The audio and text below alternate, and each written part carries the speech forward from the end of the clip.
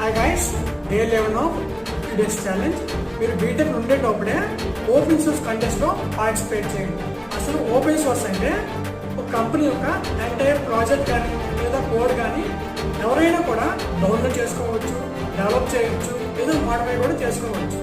ఇది మీరు రెజ్యూమ్లో పెట్టుకుంటే మీ రెజ్యూమ్కి చాలా వెయిట్ వస్తుంది. అండ్ సెకండ్ వన్, ఎవరైతే ఓపెన్ సోర్స్ కంపెనీస్లో పార్టిసిపేట్ చేస్తారో వాళ్ళకి స్టైఫండ్ ల్యాక్స్లో ప్రొవైడ్ చేస్తారు.